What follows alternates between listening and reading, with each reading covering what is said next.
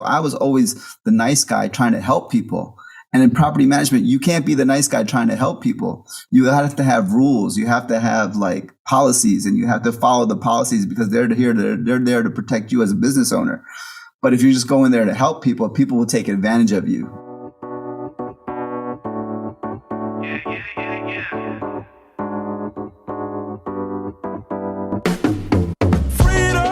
Welcome to the Going Long Podcast. We're back once again to continue to help to educate you so that you feel much more comfortable as well as confident investing beyond your backyard. And yes, I am your host, Billy Keels, and I am super excited for you to be able to, take in today's conversation, because this one is, this is one of these that is just really, really, really going to help you move forward faster, because you're going to get some amazing insight. And, before we get there, just a couple of things to help you once again. You continue to be here. You continue to invest your time, and really appreciate that. As a podcast, we continue to move up the charts, largely because you continue to take action. You are leaving your honest written reviews as well as your ratings. We really, really appreciate that. And if you haven't already, if you just keep not subscribing to the podcast, make sure you subscribe to the podcast. Do that definitely. And once again, make sure that you are leaving your honest written reviews. We love that. I go through every single one of them to continue to make this podcast better for you, so that you get exactly what you need, so that you can go out and start taking action and getting closer to your life goals much faster. Also, one of the comments that's come up is that you are looking for some of the really, really the very beginning episodes, because you want to binge listen to them. So if you can't find them on your favorite platform, just go to billykeels.com. And when you get there, go to the podcast tab. From there, you will be able to see every single episode, the video version, the audio version. It's going to be awesome. billykeels.com. And once you're there, go to the podcast tab and you'll find every single one of them. So also, lastly, if you are interested in becoming part of our accredited investor club, send an email to aiclub@billykeels.com. Once again, it's the accredited investor club. Just send an email to aiclub@billykeels.com, and I will get back in touch with you and we'll have a conversation. We'll see if you want to get in touch with more accredited investors and learn, talk about things that are important to us, and also to be able to look at some different opportunities, investment opportunities. So that should be really, really awesome. So with that stated, listen, if you are someone who's interested in, learning from people who have been in the building business for 20 plus years, who actually have seen it from a second generation perspective and are also setting the right example for the third generation, which is typically where lots of wealth typically falls off of the cliff, then this is going to be a conversation that you're going to want to listen to, because today's guest not only has been living this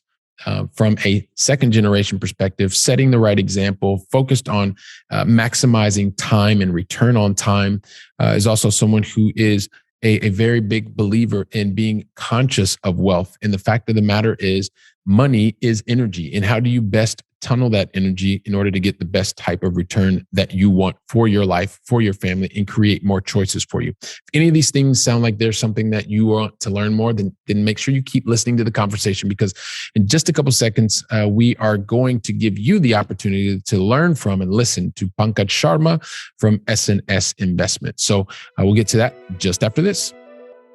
Whether you're an active investor or a passive investor, you really like your day job and you want to continue to go into your day job every single day feeling better, knowing that you've created the right options for yourself. At the same time, you just don't have enough time to really get your head around, spend all the hours investing long distance.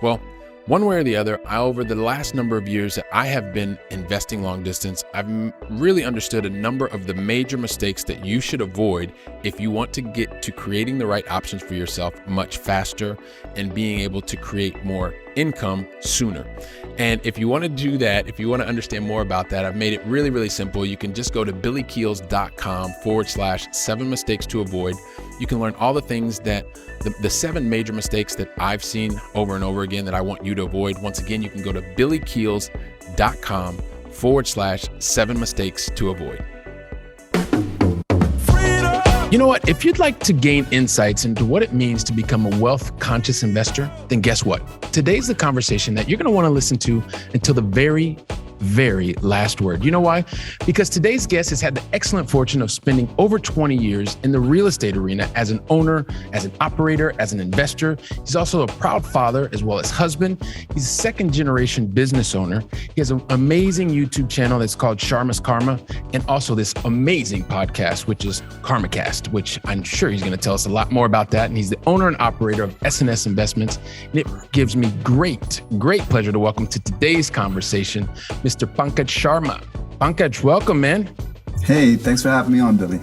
You know what, man? I am super excited about today's conversation because I love everything about what you're doing, the energy, the approach, and just the way that you continue to go out and help to expand the horizons and allowing each and every one of us that comes into contact with you to think at a higher level. So I'm looking forward to this conversation really for the entire Going Long family. So as you know, man, we have basically, you're going to get 5 questions that every single guest on the Going Long podcast gets, and then you're probably going to get a lot more in between that I have no idea what they are yet. You're going to get 2 in the beginning, you're going to get 3 at the end. And so I'd really like for the Going Long family to get to know you. So I think we should probably get started with the first question, which is, help us understand, where do you live in the United States? I live right outside of Philadelphia, about 40 minutes outside of Philadelphia. A place called King of Prussia is probably the most well-known place outside of Philadelphia, about 15, 20 minutes from King of Prussia. Okay. A place called Spring City. Cows and houses. Cows and houses. Well, that sounds great. And plus you're next to the big city and near King of Prussia on the East Coast of the United States, which is fantastic. And I know the second question is really something that we have a lot in common. So I would love for you to share with us, what's the most positive thing that's happened to you in the last 24 hours? The most positive thing I think is just it was Thanksgiving yesterday. My parents were here, so they spent the night. Got a chance to just spend time with my parents and my children, which are grown boys now. They're 17 and 19, so they're away at school. So just having everybody together here with my family, with my wife, was the most positive thing. Wow, man! It's all being all together. So being able to have 3 generations in the household at the same time and spending quality time together is a lot of fun. So that's awesome. Appreciate you sharing that with us. And you know what, Pankaj, I give myself like this almost impossible task. I mean, you've done so many different things in more than 20 years, not just from a real estate business perspective, but also from a family perspective. And I try to tell that story in like 7 seconds. Not possible. So I would love for you to share with the Going Long family. I'd love for you to share your own backstory in the way that you want to share it.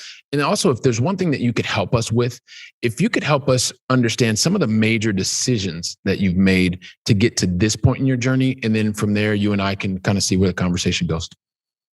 Yeah. So my backstory, I guess, getting into real estate. When I was 10 years old, my father bought his first apartment building. And he didn't know anything about apartments. He was an engineer by trade.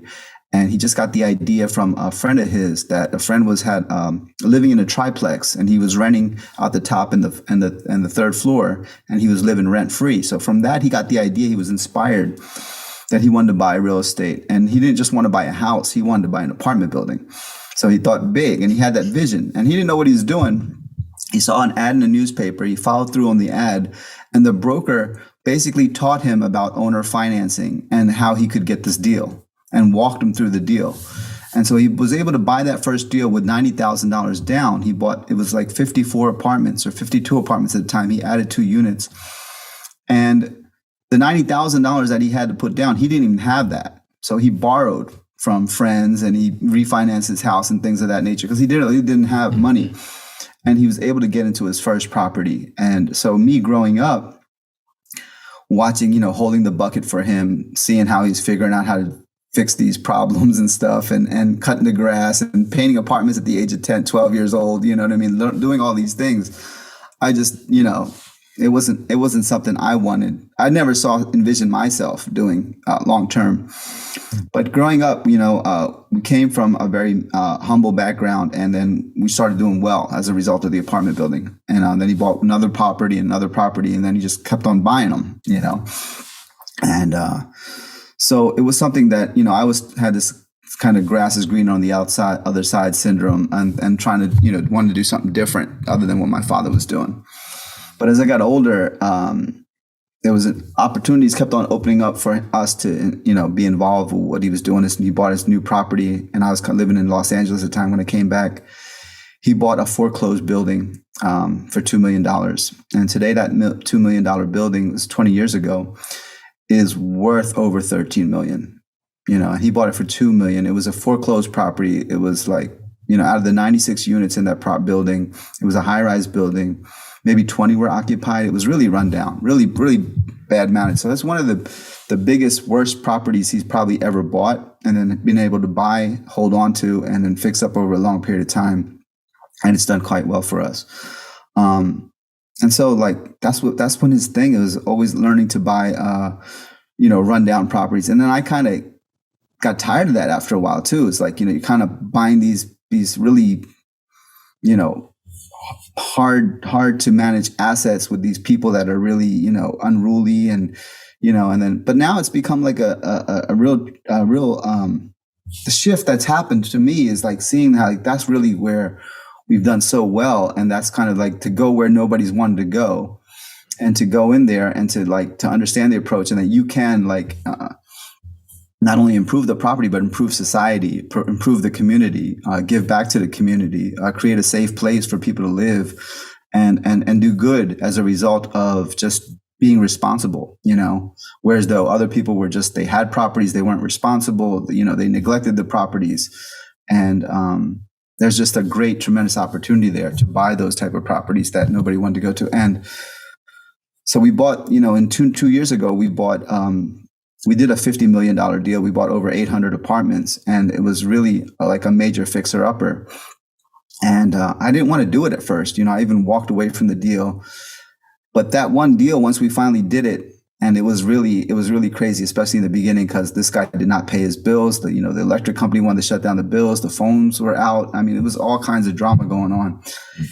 But walking through that experience now, it gave us like this sense of like, we can buy anything, like not buy anything, but like we can take over a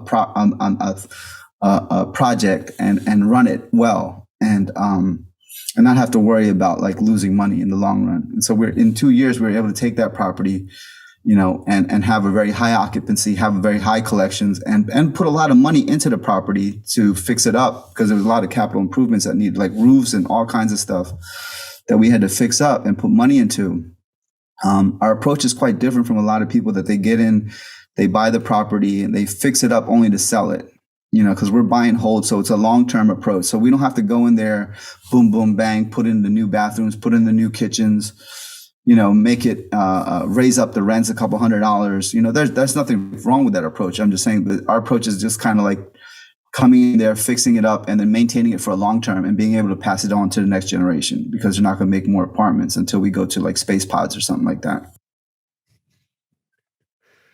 Yeah, man. So you know what? You gave us a lot of different things to think about and help to understand how you've gotten to this point in your journey, right? And you've made reference a number of times to not only your father, but also the things that you are doing as a company, right? I mean, thinking about the way that you're doing that, but there was something that you said in the very beginning, right? You mentioned that your father was an engineer, and he was, it wasn't really that he was looking to get into real estate, but he ended up getting into real estate, and because he saw that, he could eventually do something that was almost like rent free. But I guess, where did the relationship come from with that particular broker?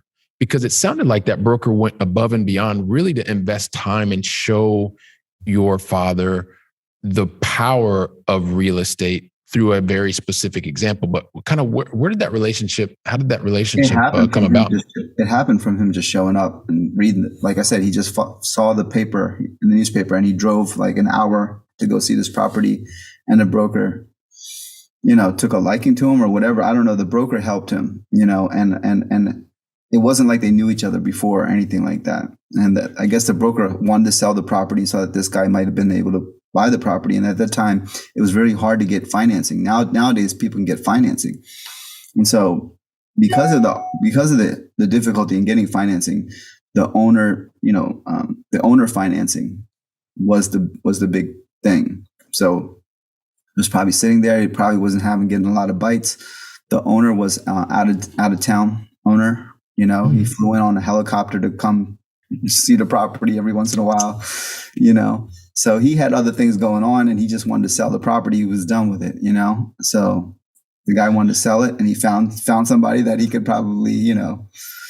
And I think a part of it is also his destiny. You know what I mean? Destiny is a thing. You know, that people are destined to do some things in life, and I think my father's definitely had that something in the cards. You know, in the stars or whatever, and something in his destiny that he was going to do something big, you know, come from basically nothing, from a village. You know, his father was a school teacher in a village, which really came from nothing, had to sell his little scooter. Like you probably had those in Europe, little scooter, like Vespas or whatever. He sold his scooter to get a plane ticket to come over to America. You know what I mean? He didn't have money to buy a plane ticket to come here even. Yeah. So, you know what, what's really, really interesting about this is and I love that you shared that with us, right, Pankaj, because a lot of times people think that it's this whole strategic thing and it takes you a long time to develop these relationships. And sometimes it's just about simply taking action, because frequently, and I've heard, like sometimes you're just one relationship away, or you're one whatever away from your entire destiny changing. But unless you're willing to take action, like if your dad would have read that article and just been like, you know what, I've got to do something else. Like you haven't, I mean, maybe you and I wouldn't even be here talking to one another today. And so just the fact of the matter is he took action. He did not fear taking action, finding out more, drove over an hour to kind of make this happen. And then there was someone on the other end, the broker, that said, well, look, I really want to invest time and help you understand how you can get to your goals, Pankaj's father. And then eventually that ended up changing the entire trajectory of your family's life, right? You also said something else that really piqued my curiosity.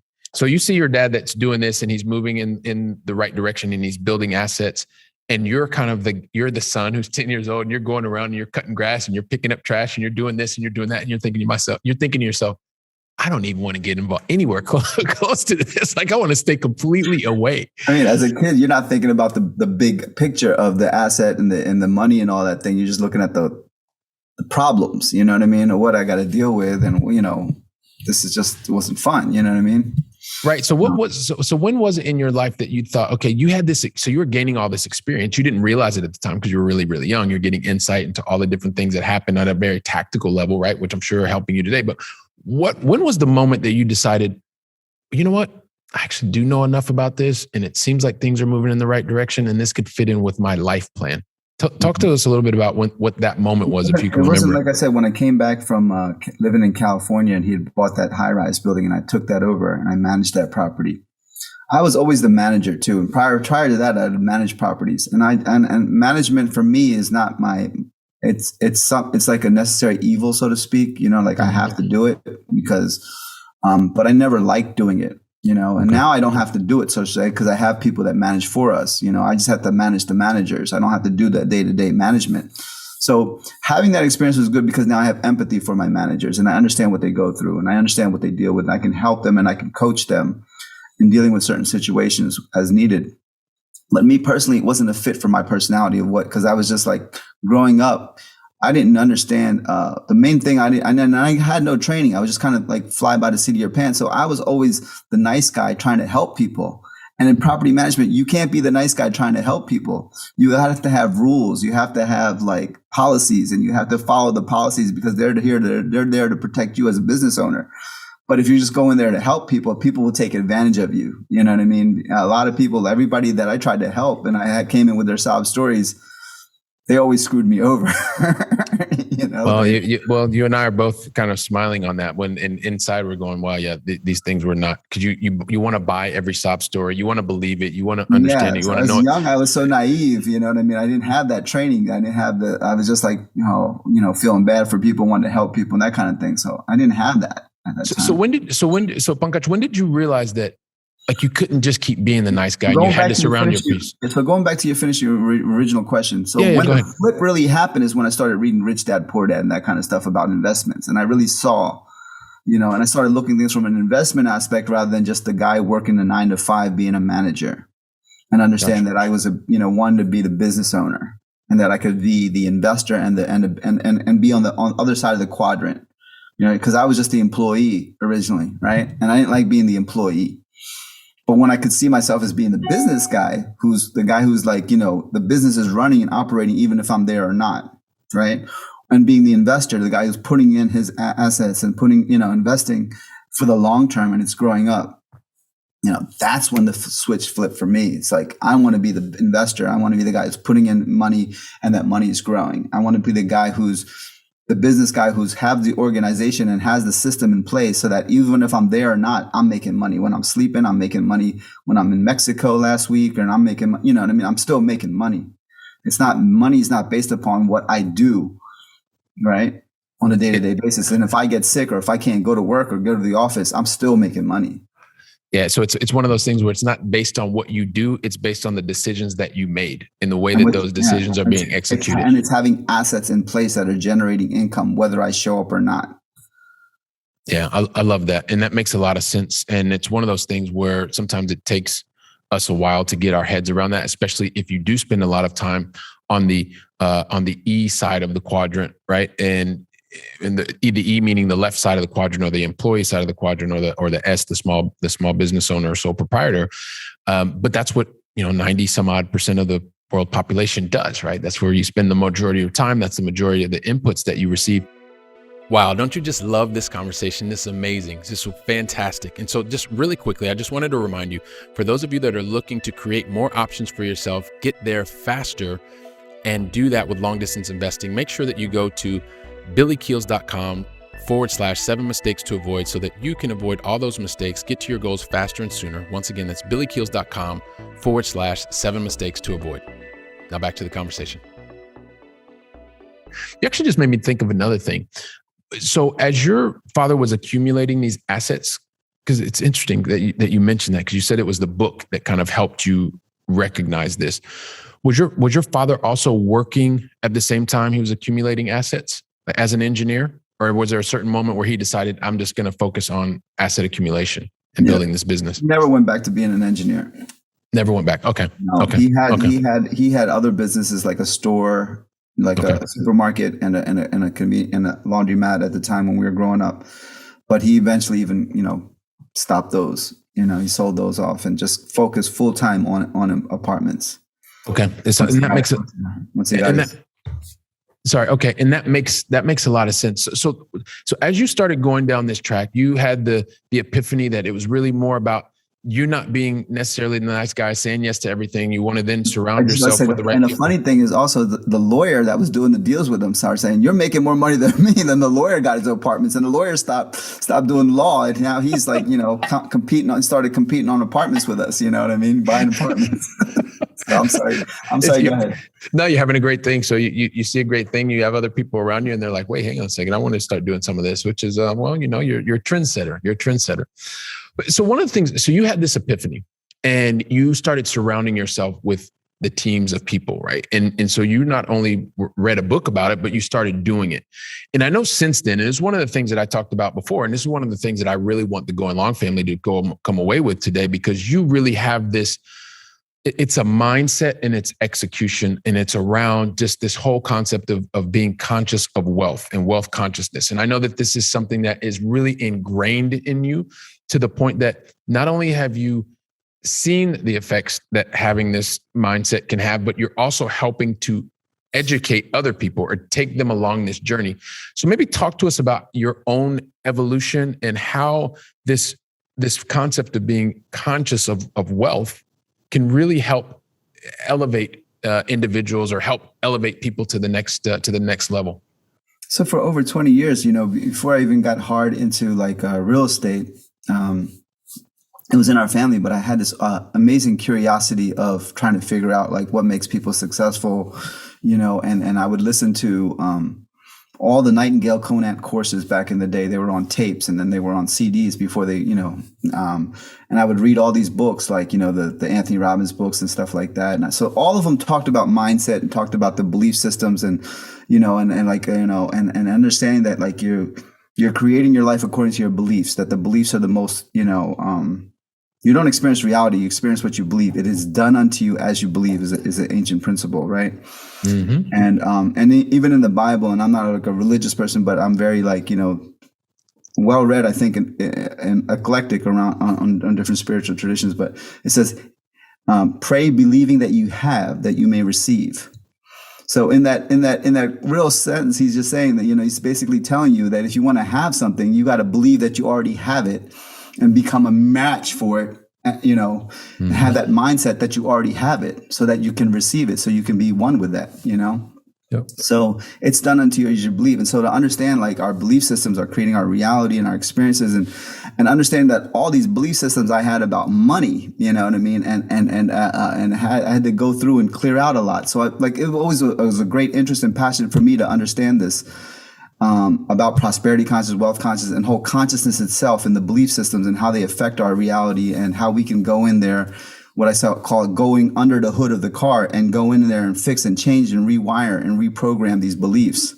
And if we don't, then they just consistently act out on us, And so one of the things that I came across in my early 20s was, I was doing an inventory, and I saw that whenever I came into an excess of money, something would happen in my life, and I would have to lose that money. Like, for example, like all of a sudden the car was stolen, or the car tires were slashed, or something would happen crazy out of the blue.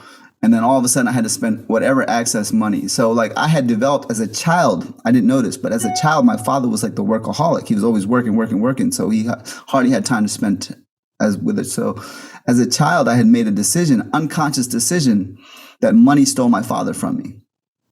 So I had this bad relationship with money that, until that came to the surface and I saw that for what it was, and I was able to, change it.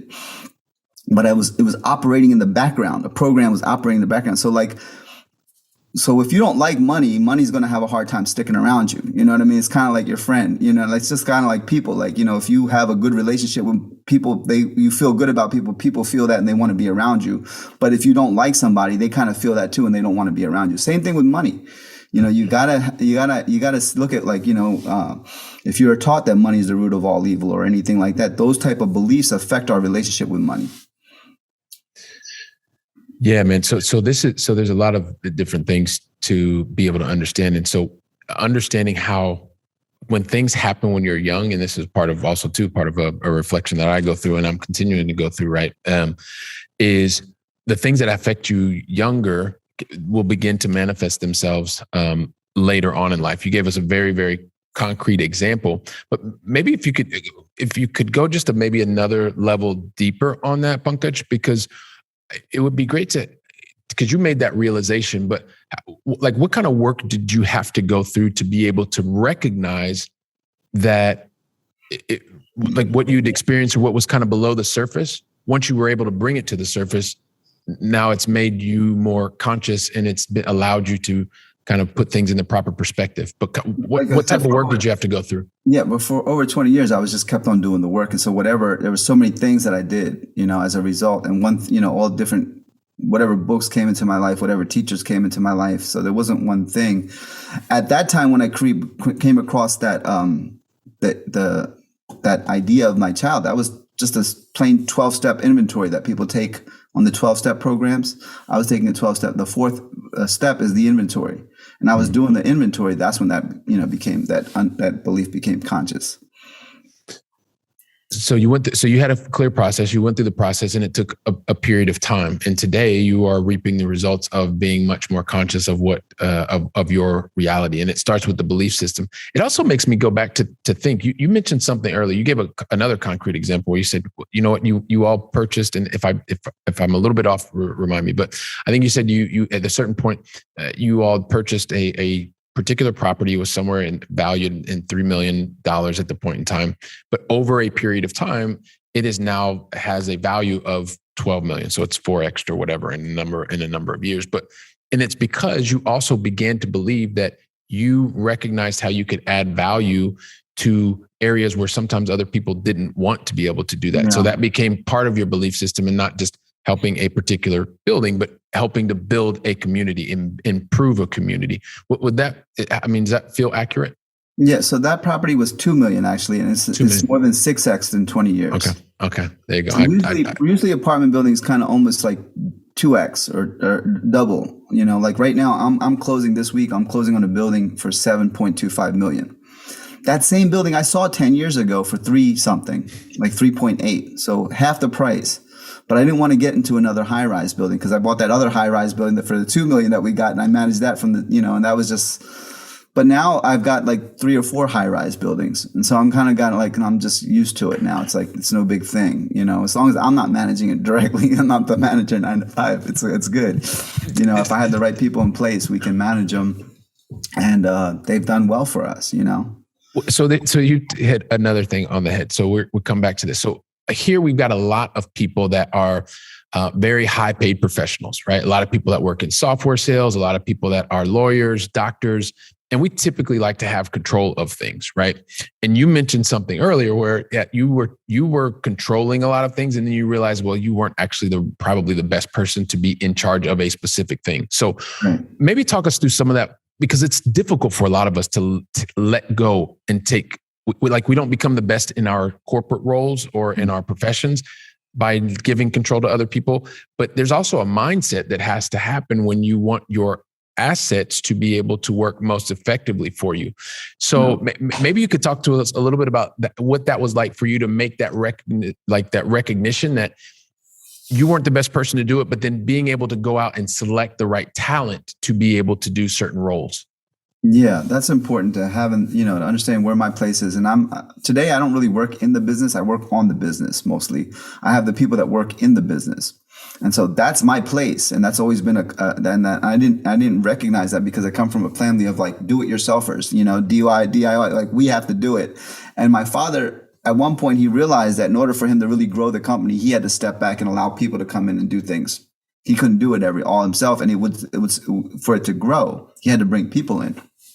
And that's the key thing, is allowing yourself the right people to do the right job, and people want to grow their money. People have a duty and obligation to grow their money. If you have money, you got to grow it. And the best way to grow it is you got to invest it somewhere. And you can invest it in stocks, but you can also invest it in hard assets like real estate. And real estate has a great track record. And multifamily real estate itself, even during this crazy time, it's got a great track record that we've been able to do well with it. So understand that people have a certain personality type towards management that I don't personally. That's what I was trying to get away from. You know what I mean? The day-to-day management stuff of dealing with the headache, because I get too I'm OCD, so like I get too wrapped up and too stressful. I'll lose my life if I get too wrapped up in property management. So I have to have just enough cushion where I have a cushion between me and the tenants and everything that's going on, and I can just take care of the macrocosmic view of things, and I see the macrocosmic view. But it would be even great, down the road, don't let my father hear me say this, but to have the right people in place that I don't even have to be involved with the property management. I can just be the investor itself would be, in a way, ideal, as long as I know that these people are secure and they know what they're doing. And it's not rocket science, really. Property management is not rocket science. It's just having the right people in place and the right team in place.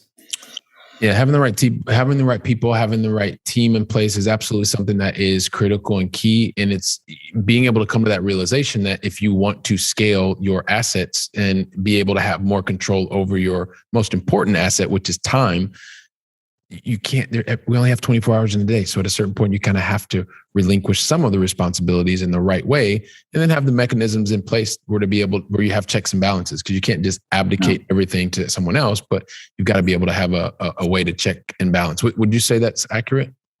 Yeah. And a lot of people don't get involved with real estate because they don't want to deal with the stress levels of it. But there's a way you can actively invest into it without having that day-to-day stress as well. Yeah, which is awesome. Well, listen, but before we get ready and get into the going long final three, there's a couple of things that I would love for you to talk to us about, because I know you've really been putting a lot of time and energy to continue to go out and educate and help the marketplace understand that there are a number of different tools, i.e. assets, that can help people to gain more control over their life and their time, and the financial aspect of their life specifically.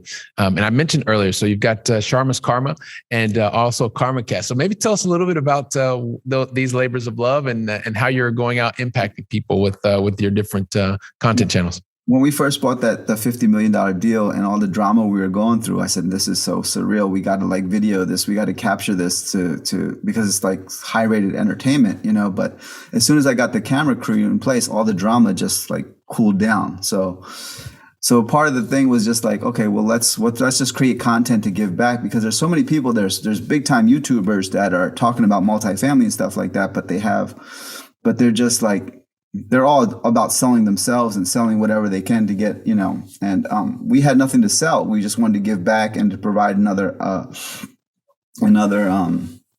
perspective, from somebody with experience, and it's like the people, it's like the common thing. It's like 20 million views will people watch the people driving a Bugatti, but the person who's teaching you how to get the Bugatti will get 600 views. You know what I mean? It's like that kind of thing.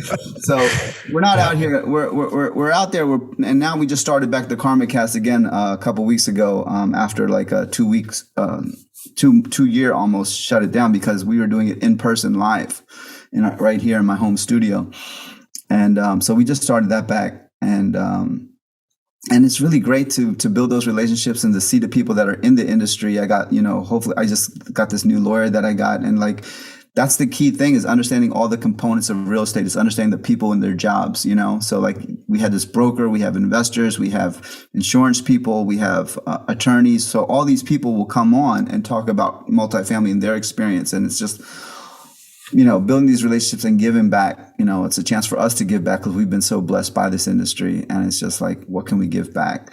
Yeah, and I love that, and I love the fact that you are there to be able to genuinely give back to people, giving people insights into some things that they may think is beyond their reach, but you're helping to recognize that, hey, look, like you said, it's not rocket science. Sometimes you just need to have someone share just that little bit of insight, so that you can recognize that, hey, this is attainable, and go from there, which is awesome. So one other thing that is really kind of, it's on my mind, it's on my heart, because this is one of the things where it's unique, right? That you have a perspective, and I'd love for you to share this with us as well, because you have your father who kind of started from his engineering degree and came from a place where he wasn't born with the silver spoon in his mouth. Then you've come in and you've recognized a business that you initially didn't want to be a part of, but you had seen it from the very beginning. You then not only saw it, but you're now taking it to the next level.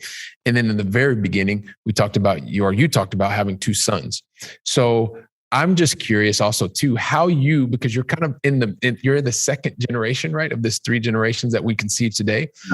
Like, how do you balance that? Because you watched your father who built this thing. You're now taking it to a completely different level, right? And then you have your sons who probably have only seen abundance, and they didn't actually see, maybe not having all this great stuff. So they haven't seen the struggle. So how do you manage that? So the great thing is that they have a huge amount. My sons have a huge amount of respect for my father, and they really appreciate all that he's done, and they've been able to see. They understand that they've got it good, and they understand the business, and they want to be a part of the business. At the age of 14, I had them. I didn't start them 12 like me, because I didn't want them to. Around 14, I said, now it's time for them to start doing a little bit. So they started just janitorial and cleaning at 14, and then 15 maybe painting, and then 16 working with the maintenance guys, so they can understand the different aspects, so that they also, if they, which they're probably going to do, but I try to keep it open. But once they take over the business, they'll have empathy and understanding for the different components of the business and the people that work with them and for them. So, the 3rd generation is usually the generation that loses the money, or, because they're so spoiled and they kind of raise it. So like, we're very conscious of that. And that's why I wanted to show them all these different aspects of the business and give them a lot of different life experiences and travel, so that they understand that they do got it good. That they have it good, they have a good base that they can go up from this base, or they can just it takes time to climb up the hill, right? But it don't take no time to fall down and roll down this hill, right? So It's the same thing with us as a family, and generations of people, generations of family. Like, we have to constantly build the next generation to continue to move forward and to carry that flag up that hill. Wow, man, I love that. I love that you, as a father, are giving that. You are providing that insight. That you have, not what you learned. You also gave them a couple years extra so they can enjoy themselves, like an extra 2 years. And then you leave it open for them, right? And the fact that they're already aware and conscious is a lot based on what you've already done to help them understand how fortunate they are. And then from there, providing a path, but not pushing them down that path, and also being very conscious of the fact that, yes, usually third generation is where things tend to fall off. So I love that you shared that with insight with us. And, it's one of these things where I know that I'm going to get to talk to you for many, many times after this. But one of the things that the Going Long family also wants to know is that they want us to get to the Going Long Final Three. And the thing is, Pankaj, I never, ever ask anybody the Going Long Final Three unless you tell me that you're ready for me to ask. So my question to you is, are you ready? I'm ready. I know, man. You were born ready, man. You were born ready. So here's the thing. So we started with you over near King of Prussia on the east coast of the United States. Now I want to bring it all the way back over here to this side of the pond in Europe. I know you're very well traveled, and so I would love for you to share with the Going Long family, what is your favorite European city that you've either visited or is still on your bucket list to visit? So the only European city that I've really visited outside the airports is Barcelona, and I love Spain, and I'm really interested in coming back to Spain and exploring Spain much more. I found the people very, very beautiful people, just very relaxed, chill, but at the same time efficient. I was in Barcelona for like 3-4 days one time with my family, and I came back to America, and the next day I went to Dunkin' Donuts, I think, to get some food for my children. And just by being in Dunkin' Donuts, I could feel the anxiety that everybody was carrying here in this country. And I was just like, wow, I was only there for a couple of days and I was in this different chill mode, you know what I mean? But then one thing I noticed about the Spain people of Spain is that not only were they chill, but they're also efficient. That you can be relaxed and efficient. Just because you're relaxed doesn't mean that you like to let things go, you know what I mean? So here it's like there's this like underlying anxiety that I could just feel just by being out of the country for a few days. So yeah, well, you've got a buddy who lives in Barcelona, Spain. So, whenever you're ready to head back over this way, we'll be waiting for you. So, looking forward to seeing you over here in Barcelona. So that is awesome, man. And, the other thing is question number 2 of the Going Long Final Three. It has to do with a lot of the experiences that I've had in kind of being very fortunate and seeing and interacting with very successful people. And I consider you to be a very successful person on many different fronts. And so, there's a lot of different, mistakes that could happen and things like that. And people that are very successful, one of the reasons that I've found that they're very successful is because they typically have made no mistakes and they get all the way to the top from the... Did I just say that? Yeah. Wait, hang on a second. I think I made a mistake. Well, no, it's an inside joke. It's an inside joke with me and the Going Long family. So they already know. They already were there at the punchline. But no, so here's the thing. And this is true. That was a little bit of a joke. But the thing is that really successful people, not only do they make mistakes, Pankaj, they make like a whole lot more mistakes than most people, like a whole lot more. The thing is, and this is true, and I have seen this, and I'm sure that you would agree, is that very successful people, they do one thing very, very differently. And they stop. They learn from the mistake or the mistakes. And they realize, okay, well, what was the lesson that I can take away from this? And then right away, they put different actions in place to minimize the possibility of that exact same mistake happening again.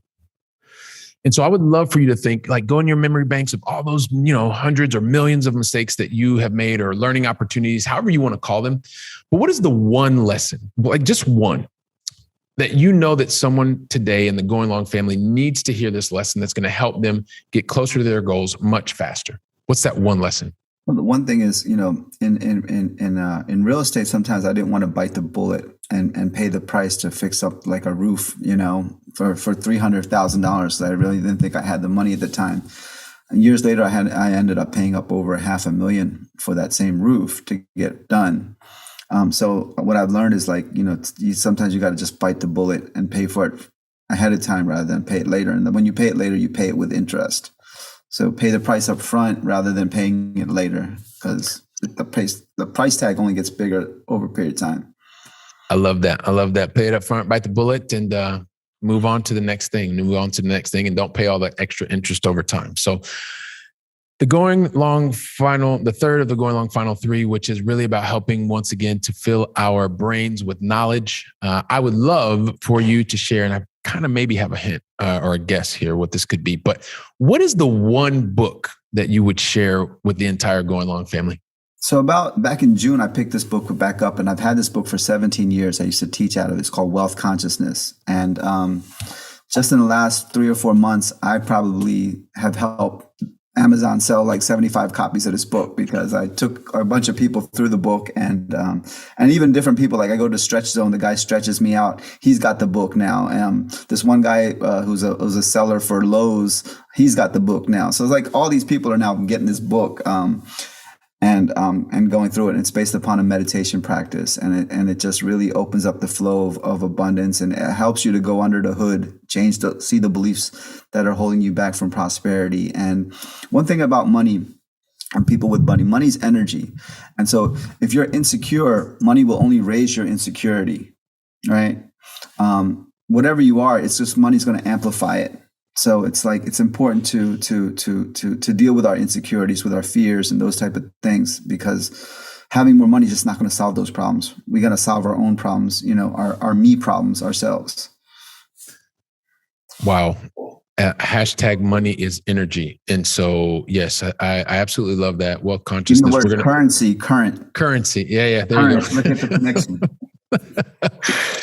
You guys, listen, everyone, trust me, you can talk to Pankaj for like hours on end. There's lots of, you're just getting a small snippet into this. So you're going to want to make sure that you check them out, KarmaKast, and also Sharma's Karma.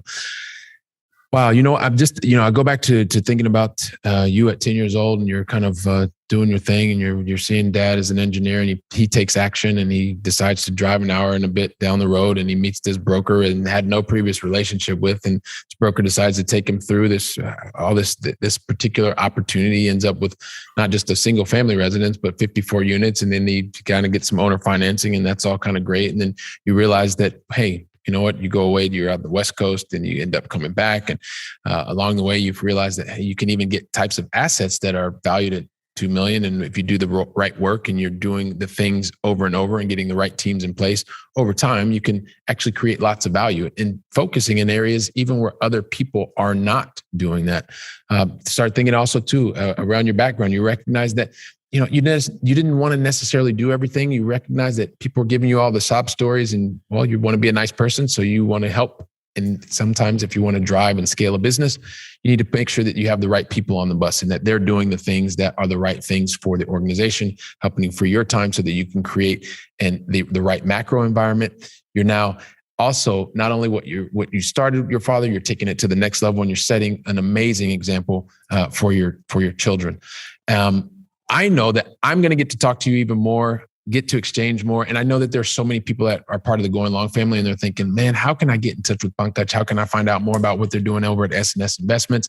And so I would love for you to share with us, like, what is the best way for the Going Long family to find out more about you and be able to get in touch with you?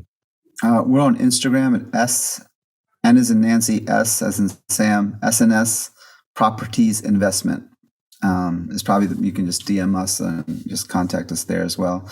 I think Sharma's Karma, our YouTube channel, in the comments, I usually graze the comments and stuff like that too. But the direct messaging on Instagram is probably the easiest.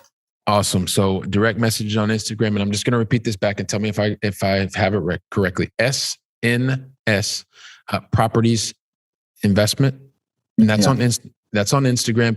And listen, Going Long family, when you reach out, KarmaKast is on all platforms like iTunes, Spotify, and that kind of stuff now.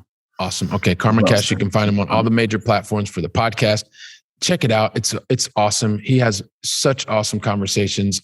Very, cool, chilled, laid back, and informative, which is awesome. Real insight.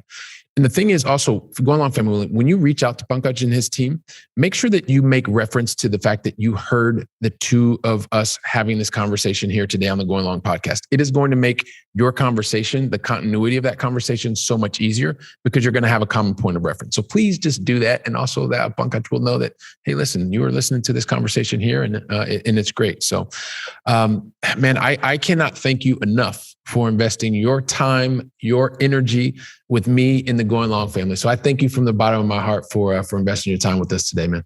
I appreciate you, Billy. You're doing a great job. You're an amazing guy to talk to. Thank you, my friend. And I'm looking forward to catching up with you very, very soon, whether it's in Barcelona or on the East Coast or maybe somewhere else in the world. You never know. Right. So I really appreciate it. And listen, Go Along family, it's been awesome. I appreciate you investing your time with Pankaj and I today. I am really looking forward to welcoming you back on the very next conversation. So until then, go out and make it a great day. And thank you very much. Wow. Don't you love hearing from top-notch experts in the field? You know, when I was getting started, I really wish that I would have had access to such experts. And even more, I wish they would have given me like a really simple list of things to follow so that I could have gotten to my goals much faster and been much happier even sooner. So that's why I've created for you the 7 things that you should avoid in order to be successful in long distance investing. And you can pick that up really easily by going to billykeels.com/7 things to avoid. And also, if you liked today's episode, don't forget to leave a 5-star review. I'm looking forward to seeing you on our very next episode, so go out and make it a great day.